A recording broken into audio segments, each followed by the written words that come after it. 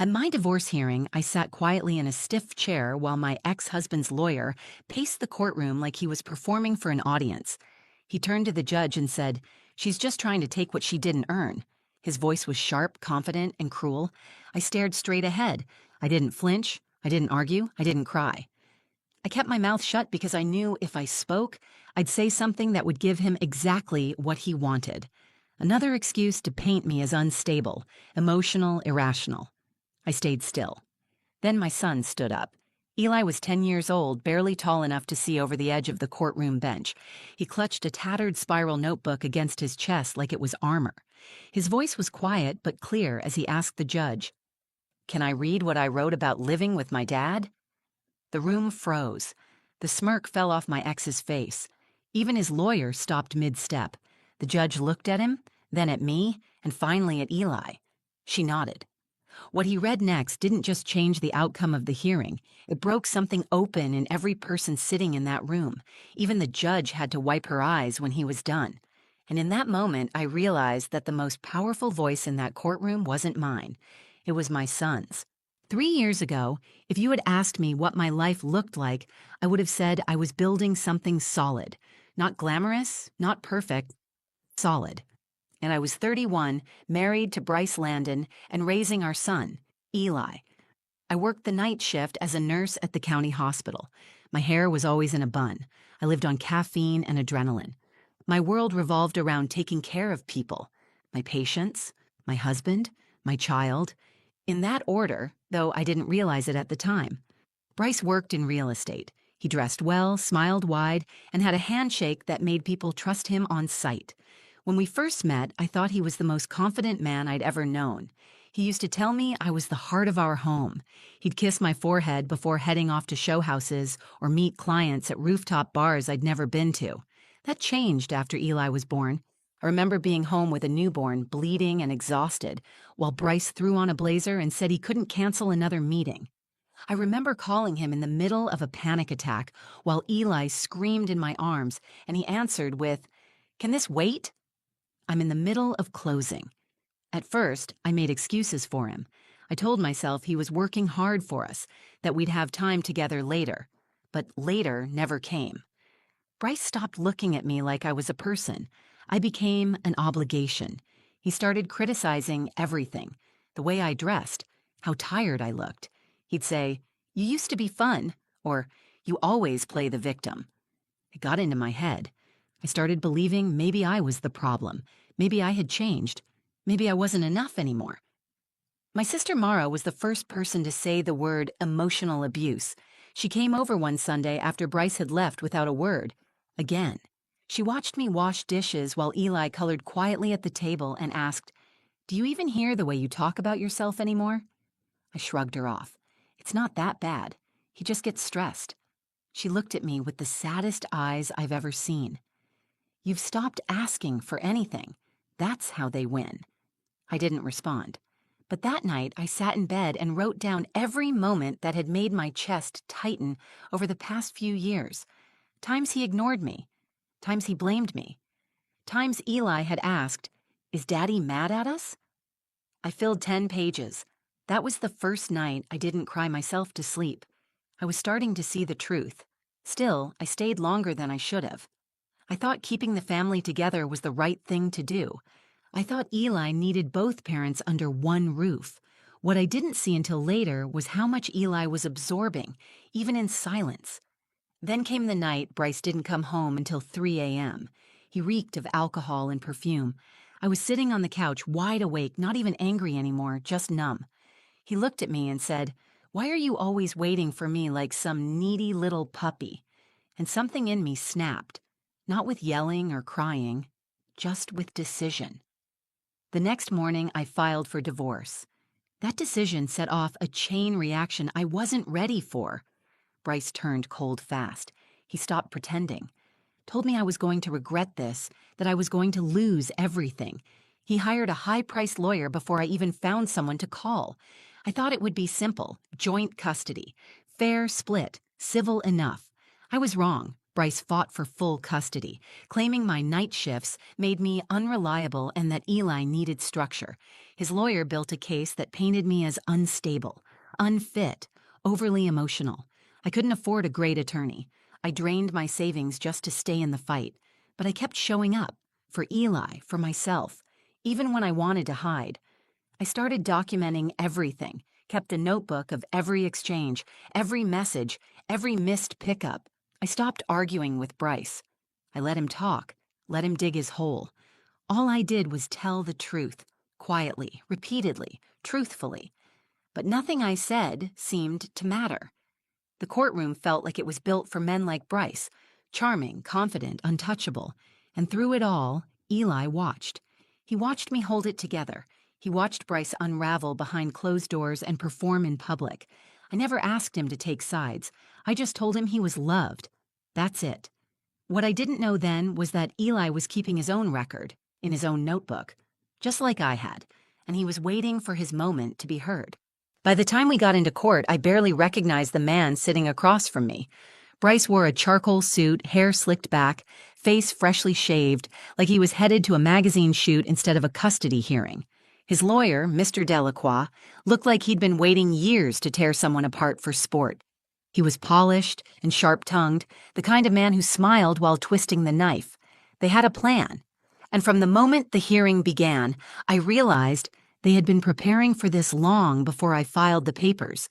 Every conversation, every text, every moment of frustration I had ever expressed, taken out of context, stripped of meaning, and molded into a story where I was unstable, dramatic, emotionally unfit to care for my own son. "Your Honor," Delacroix said, pacing confidently, "Ms. Hartman works nights. Who is supervising Eli when she's gone? A babysitter? A neighbor? How can she provide stability when she's barely home?" I wanted to speak, to explain that I had arranged night care with a certified nanny, that Eli was always fed, bathed, and loved. But each time I opened my mouth, my voice felt smaller. I wasn't fast enough, not practiced enough. And every word I said felt like it played into their hands. Bryce sat silently beside his lawyer, perfectly composed. Occasionally, he'd glance my way, but it wasn't the look of someone who once loved me. It was smug, like he'd already won. The worst part was the way he talked about Eli, not like a father fighting for time with his son, but like a man fighting over property. He kept using words like best interest, structured environment, and discipline. But none of it sounded like love. It sounded like strategy. Eli had always been sensitive. He noticed everything, even when he didn't say a word. After visits with Bryce, he'd come home quieter. He never talked about what they did together. Sometimes, he'd flinch when I raised my voice, even just to call him from another room. I asked him once if everything was okay at Dad's. He hesitated, then nodded. "He just gets mad a lot," he whispered. I wrote that down, just like I wrote everything down. My lawyer, God bless her, was doing her best, but she was no match for Delacroix. We didn't have resources, we didn't have charm. We had facts, paper trails, and the truth. But it didn't feel like enough. Not in a room where Bryce could spin charm into credibility, and my exhaustion looked like weakness. Delacroix slammed his closing statement down like a gavel. "Ms. Hartman is attempting to take what she didn't earn. She walked away from her marriage. She left her husband and now wants custody out of spite, not responsibility.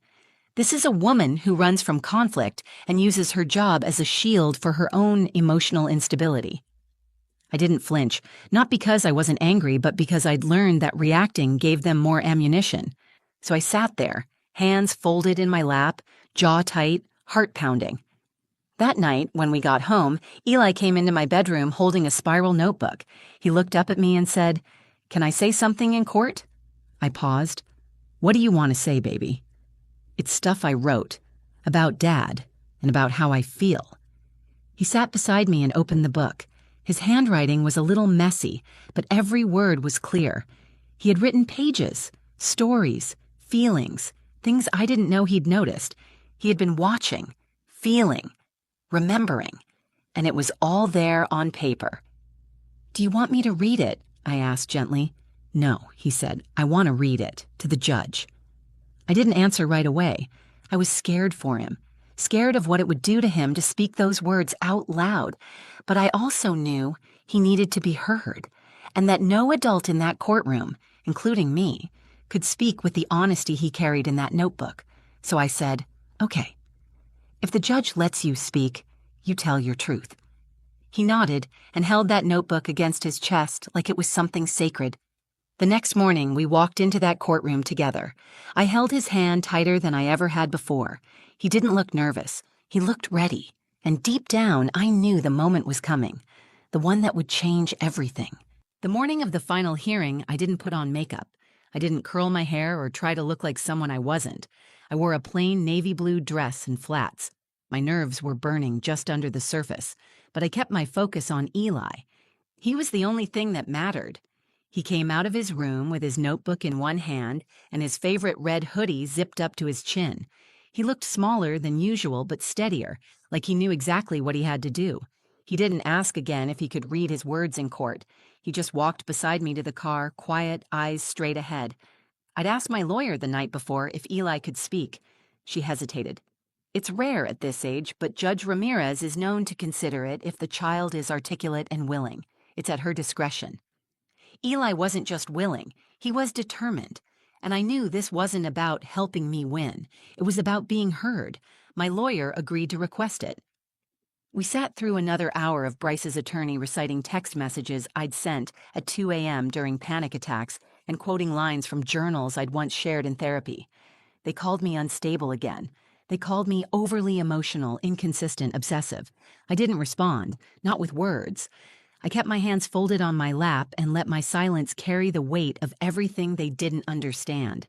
Then my lawyer stood and said, "Your Honor, with your permission, the child would like to make a brief statement.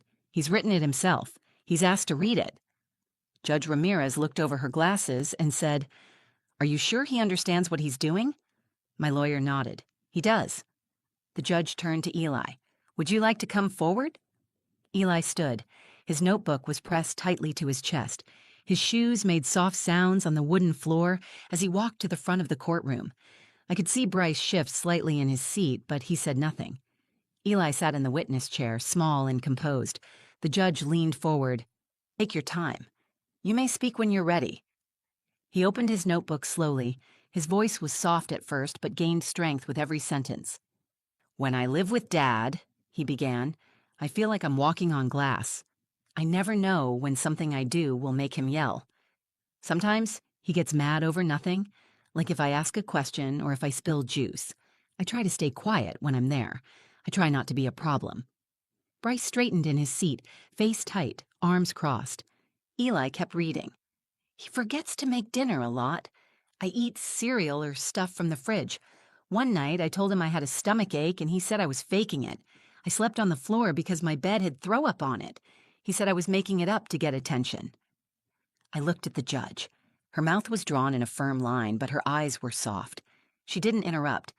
"My mom works at night, but she always checks on me. She wakes me up early just to make me pancakes sometimes. She sits with me when I'm scared. She listens. I'm never scared at home. I don't have to hide."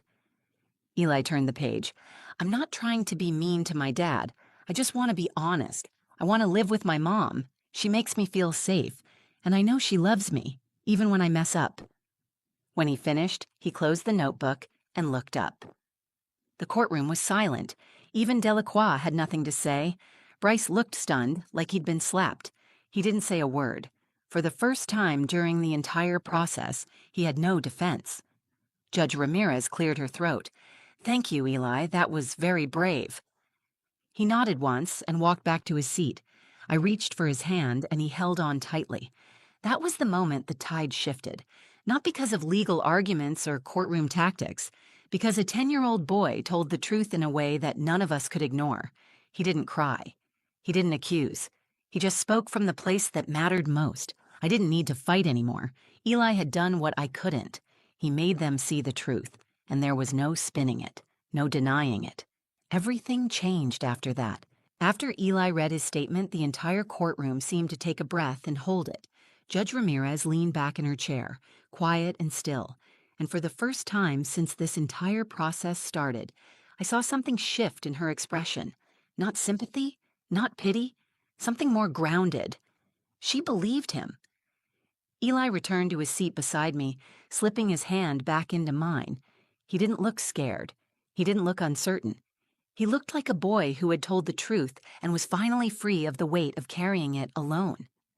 Judge Ramirez asked for a recess. Her voice was calm, but I could see how hard she was working to hold her composure. She didn't look at Bryce. She didn't look at me. She simply stood and walked out of the courtroom. When the door closed behind her, the silence stayed. Bryce didn't speak. He stared straight ahead, jaw clenched, the color drained from his face. Delacroix leaned over to whisper something to him, but Bryce didn't respond. He sat like someone who just realized the mirror had been turned toward him, and what he saw wasn't what he expected. During the break, Eli and I stepped into the hallway. He sat on the bench outside the courtroom and pulled his hoodie over his knees. I rubbed his back and told him how proud I was. He looked up and asked, "Did I mess it up?" "No," I said. "You didn't mess up a thing." He smiled just barely. That tiny curve of his mouth felt like sunlight after years of clouds. When court resumed, everyone returned to their seats. Judge Ramirez entered with a clipboard and her glasses in hand. She sat down slowly, placed her glasses on the bridge of her nose, and looked directly at me. "I want to thank Eli for what he shared this morning," she said. "It's not often that a child speaks with that level of clarity. His words reflected honesty and emotional maturity far beyond his years." She turned to Bryce. "Mr. Landon, the court has reviewed all materials submitted, including the child's statement.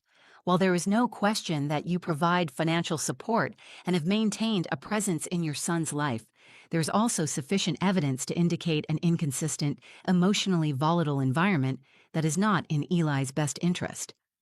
Bryce blinked but said nothing. Judge Ramirez continued. "Effective immediately, full residential custody is awarded to Ms. Hartman. Mr. Landon will retain visitation rights, supervised for the next 6 months, pending a follow-up review. Any further concerns regarding emotional harm or neglect will be taken very seriously." I exhaled. Not in relief, exactly. It was deeper than that.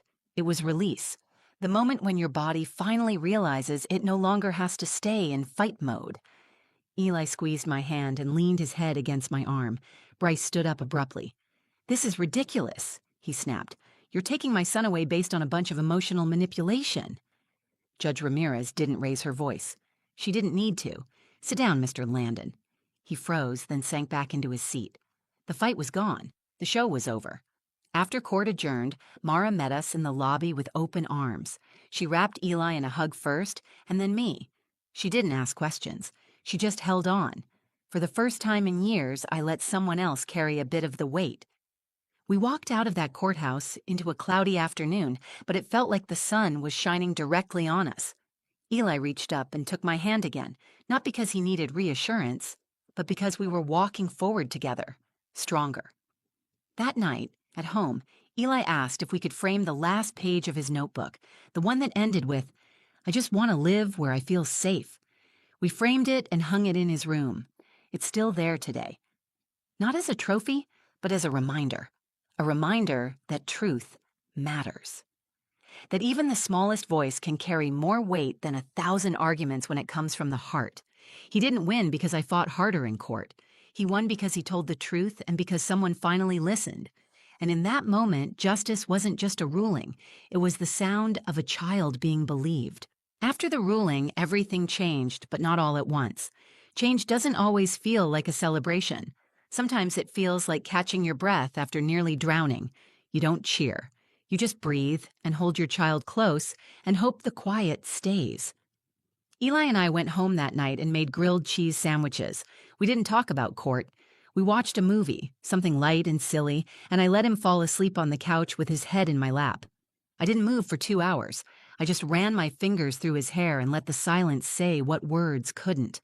In the days that followed, Bryce didn't reach out. There were no angry texts, no calls, no new tactics. He obeyed the court's order for supervised visits. The sessions were short, strained, and few. Eli never complained, but I noticed how quiet he was the evenings after, like he was trying to fold back into himself. I didn't push. I waited for him to come to me. One evening, while we were walking the dog, Eli asked, "Do I have to go every time they schedule one?"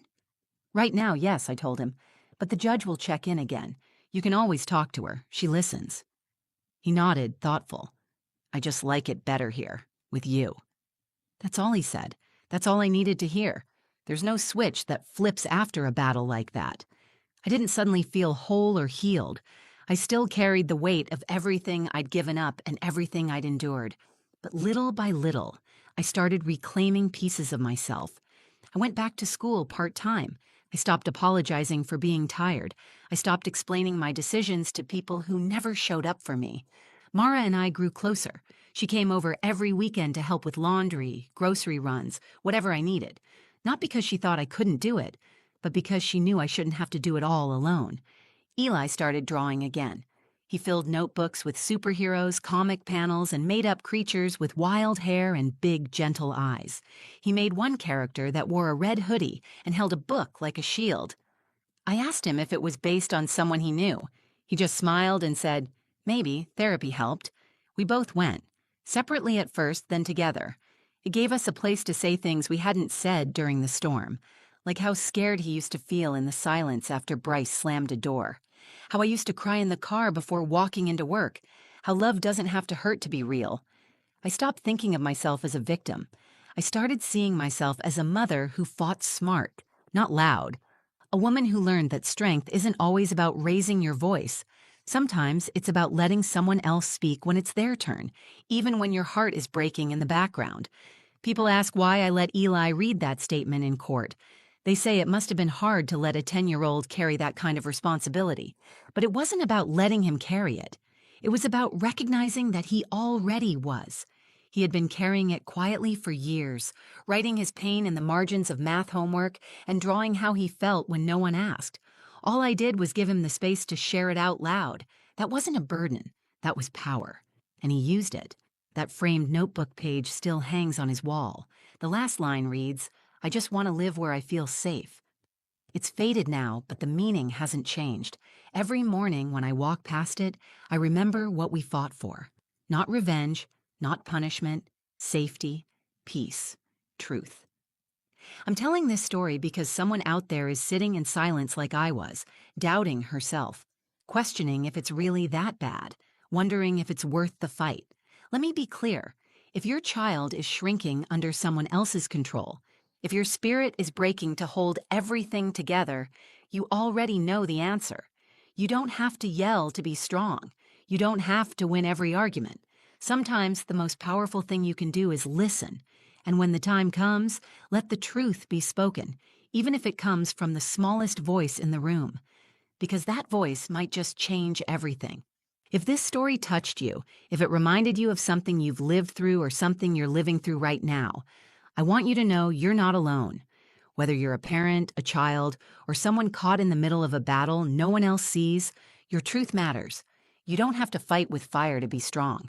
Sometimes the most powerful change begins in quiet moments. Moments where you choose honesty, where you choose peace, where you choose yourself. If this video moved you, please like it, share it with someone who needs to hear it, and leave a comment below. Tell me your story. Tell me what part of this spoke to you. I read every word, and if you want more true stories about resilience, justice, and the strength we carry even when we think we've lost it, subscribe to the channel. There's more to come, and I'd love for you to be part of this space. Thank you for watching. Thank you for listening, and most of all, thank you for believing that your voice, no matter how small it feels, can make a difference.